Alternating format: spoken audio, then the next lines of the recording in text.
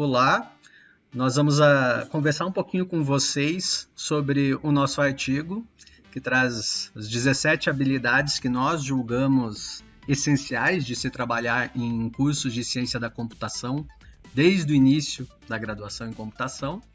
E eu sou o Roberto, a minha área de pesquisa principal é IHC. Eu sou Letícia, minha área principal é engenharia de software. E eu sou Fabiano, a minha área principal é inteligência artificial.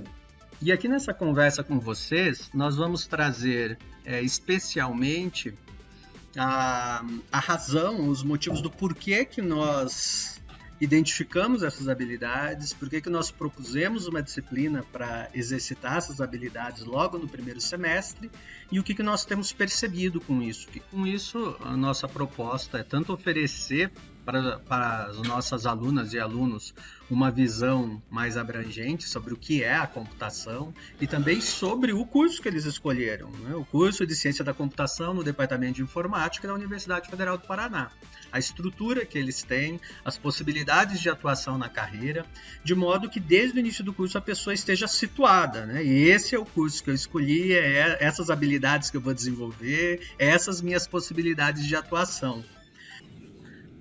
Então, o primeiro estudo que nós fizemos para chegar, né, nessa disciplina que nós já começamos a falar para vocês, né, nós analisamos as habilidades e competências em nível internacional aí da ACM, da I3E, e olhamos para o currículo de universidades bem conhecidas, como Stanford e Oxford, né, para olhar quais disciplinas ou estratégias eles ofereciam para os alunos ingressantes, né, e quais habilidades que as recomendações das nossas grandes organizações traziam.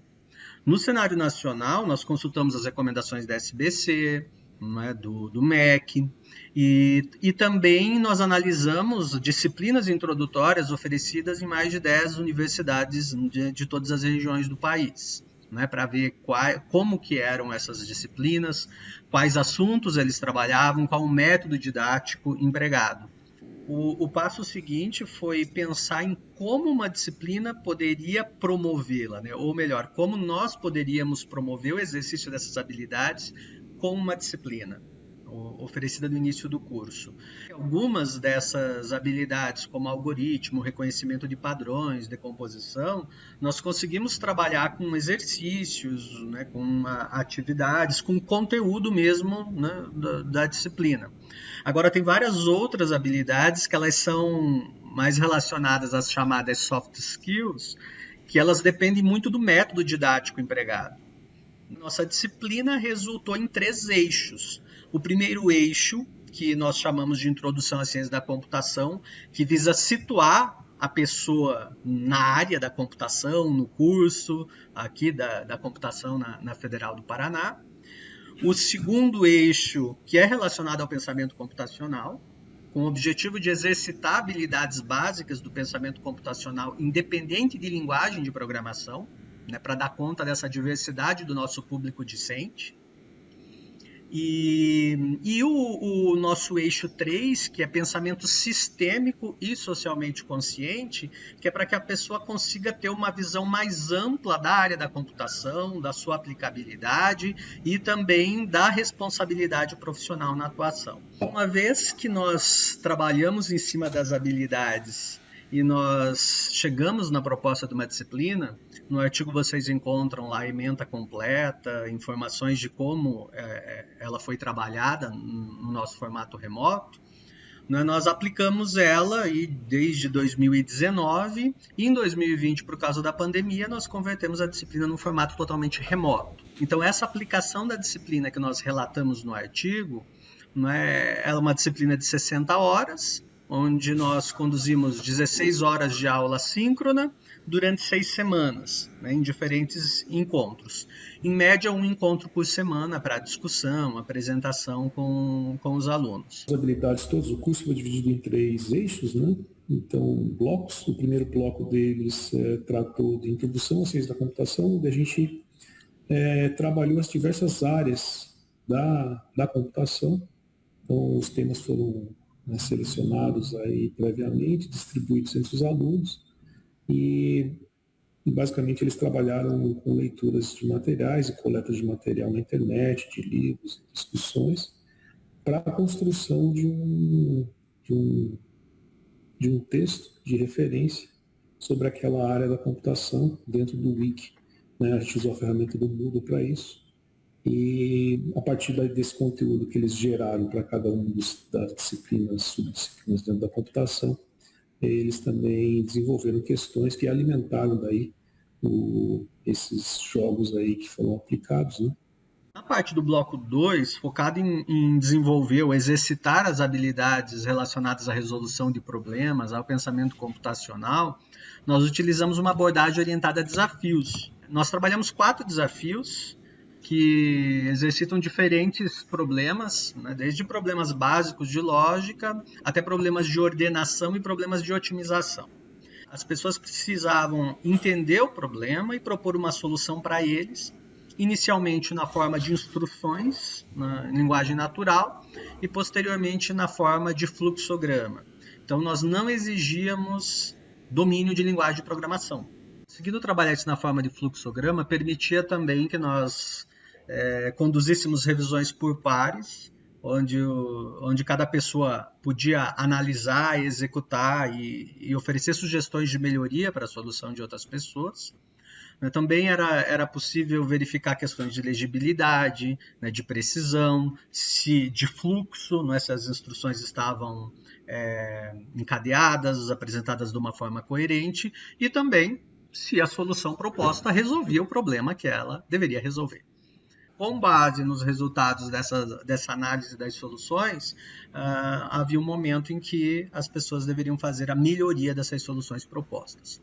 Em alguns casos, essa melhoria envolvia resolver o problema com uma menor quantidade de passos, não é? Em alguns outros casos, exigia melhorar a questão da legibilidade, da clareza das instruções.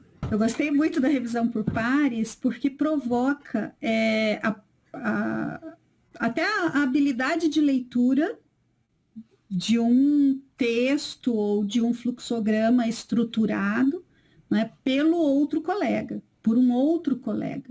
Né? Então, ele tem que se colocar na posição de entender o que o outro está propondo, né, faz com que ele melhore, que ele perceba as questões de legibilidade próprias, né? Os desafios que nós aplicamos, eles naturalmente iam aumentando em nível de complexidade, né? Então, o primeiro desafio ele era problema de lógica, em que a pessoa precisava resolver, com base num conjunto de dicas, um problema X dado.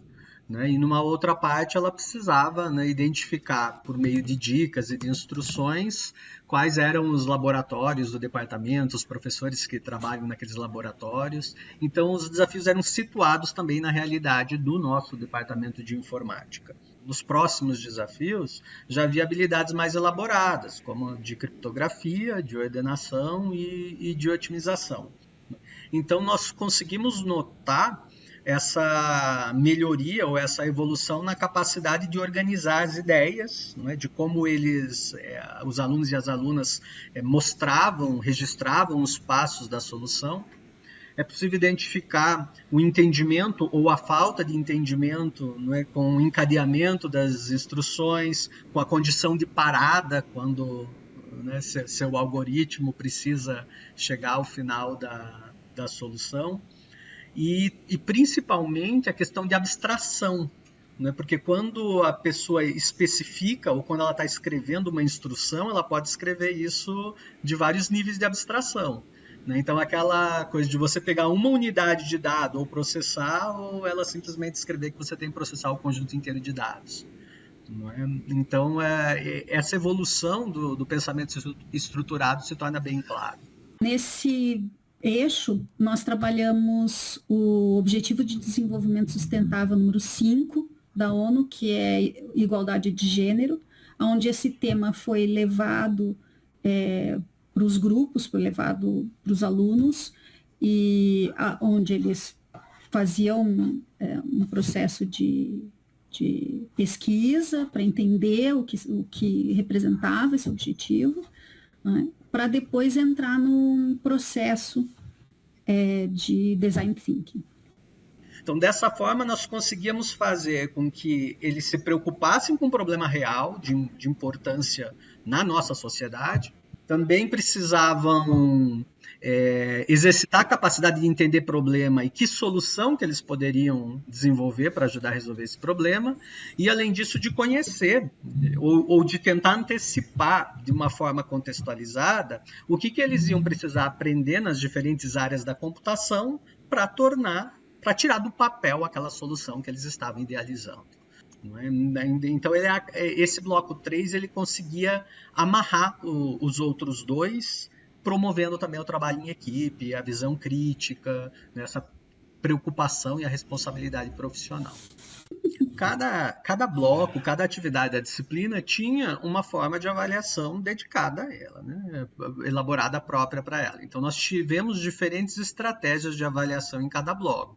Então, essa autoavaliação foi muito útil até para nos ajudar a ter alguma ideia de como a própria pessoa via seu desempenho e sua participação na disciplina.